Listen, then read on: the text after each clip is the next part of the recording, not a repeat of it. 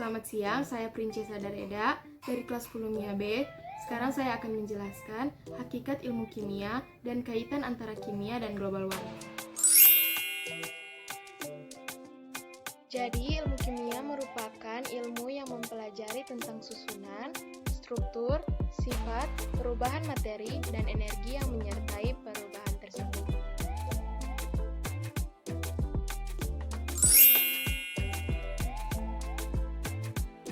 Iya, karena ada beberapa unsur juga disebutkan dalam Alkitab, seperti tembaga, intan, emas, besi, timah hitam, perak, dan belerang. Jadi, berdasarkan uraian tersebut, kita dapat mengetahui keberadaan kimia di dunia ini.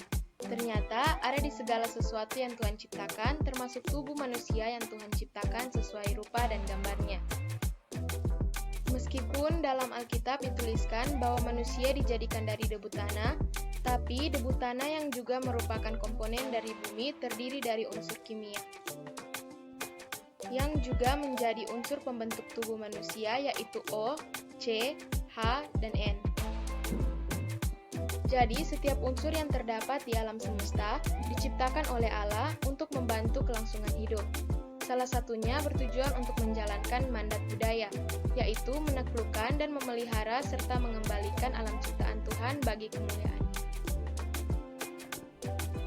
Adapun jika unsur atau senyawa kimia dimanfaatkan untuk hal yang negatif dan merusak ciptaan Allah seperti asam nitrat, yang menjadi salah satu bahan peledak dalam aksi terorisme. Itu adalah sikap pemberontakan terhadap Allah akibat penyalahgunaan sarana yang Tuhan telah berikan dan menyalahgunakan free will yang Tuhan telah anugerahkan kepada kita.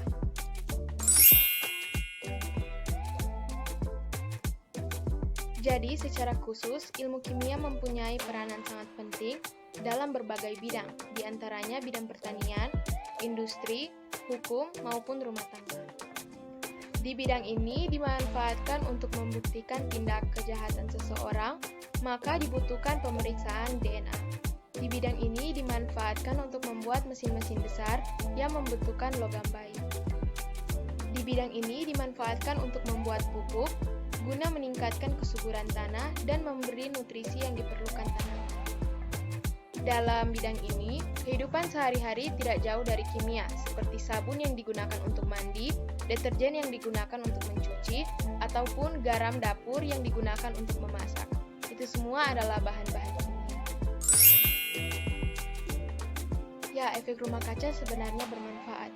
Jadi, cara kerja atmosfer bumi yang memiliki kesamaan dengan rumah kaca inilah yang sering kita sebut dengan efek rumah kaca.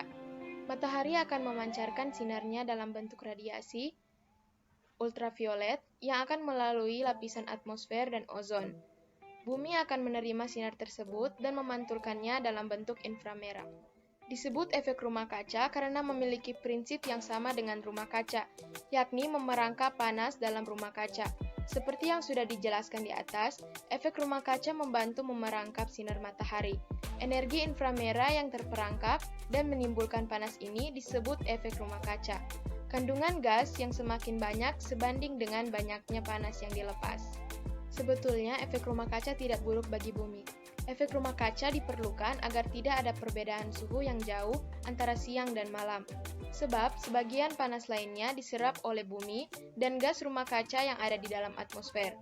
Efek rumah kaca yang terdiri dari komponen gas alami dari atmosfer inilah yang bermanfaat. Gas rumah kaca terdiri atas karbon dioksida, uap air, dan dinitrogen oksida. Efek rumah kaca sangat berguna agar bumi tidak membeku. Gas yang terperangkap di atmosfer bumi disebut gas rumah kaca. Salah satunya adalah karbon dioksida.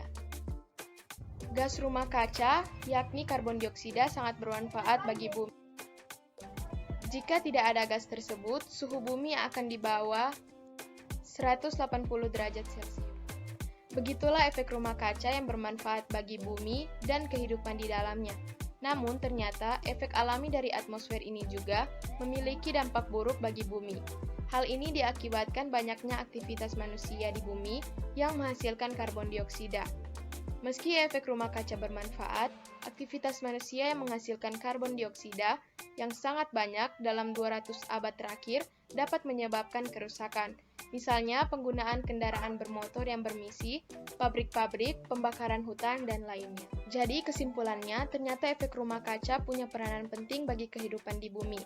Efek rumah kaca berfungsi untuk mempertahankan panas rata-rata bumi agar kita tidak menjadi es.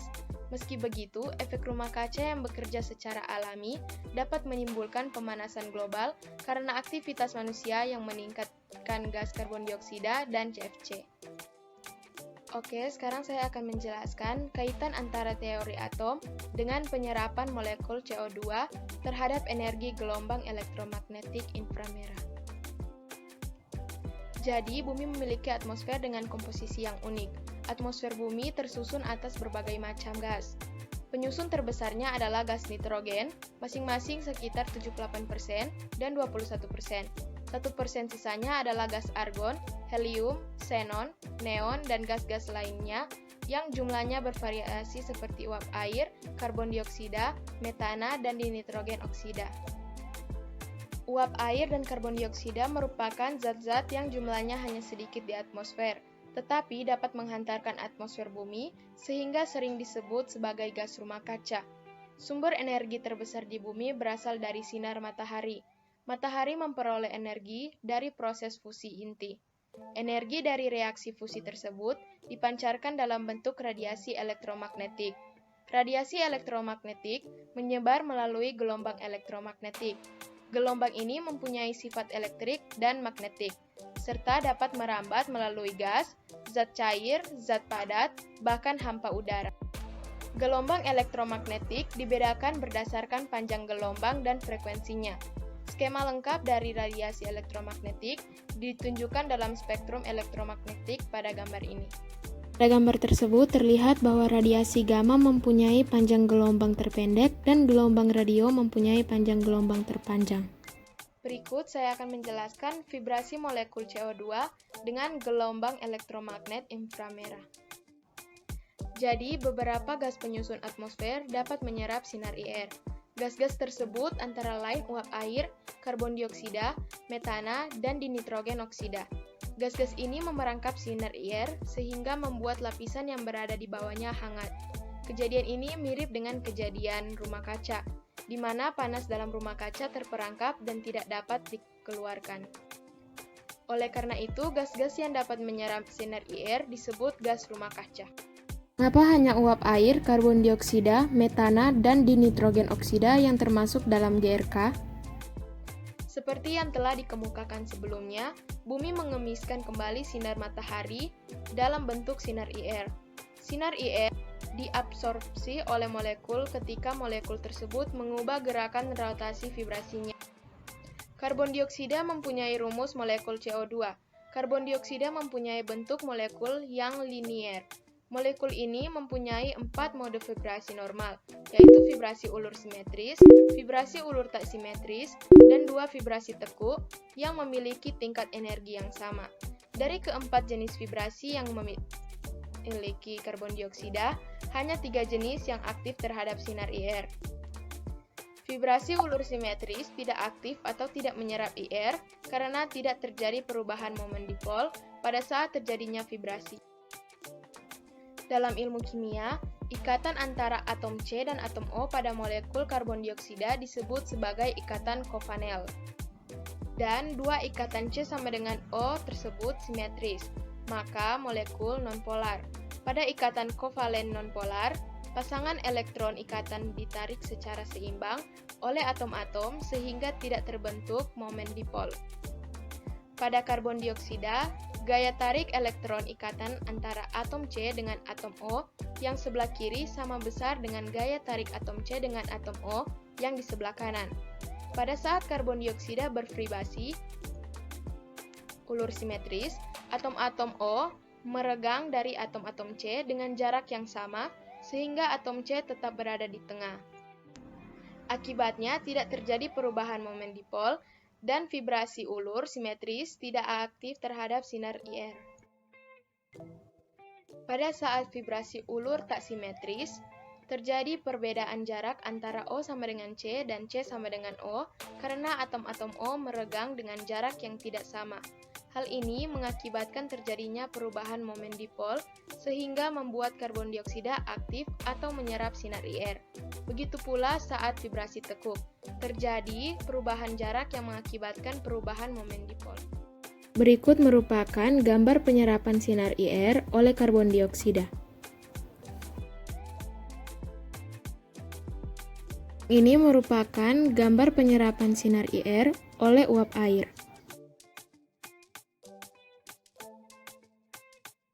Terakhir ini merupakan gambar penyerapan sinar IR oleh metana. Kesimpulan dari podcast ini, bahwa gas-gas di atmosfer yang termasuk ke dalam gas rumah kaca diantaranya ialah H2O, CO2, N2O, dan CH4. Gas-gas tersebut mempunyai mode vibrasi normal yang menghasilkan perubahan momen dipol pada saat bervibrasi. Oleh karena itu, gas-gas tersebut dapat menyerap sinar inframerah yang dipancarkan oleh bumi. Gas rumah kaca dalam kadar yang normal sebenarnya sangat penting untuk bumi kita. Jika tidak ada gas rumah kaca, maka sinar matahari akan langsung dipantulkan keluar atmosfer bumi, sehingga bumi akan menjadi sangat dingin dan tertutupi oleh es. Yang menjadi masalah belakangan ini adalah efek rumah kaca yang berlebihan. Efek rumah kaca yang berlebihan dapat membahayakan bumi dan lingkungan kita, seperti meningkatnya suhu bumi yang langsung berpengaruh terhadap ekosistem. Banyak cara yang dapat dilakukan untuk mengurangi gas rumah kaca. Salah satunya adalah dengan mengurangi penggunaan kendaraan pribadi dan menggunakan kendaraan umum.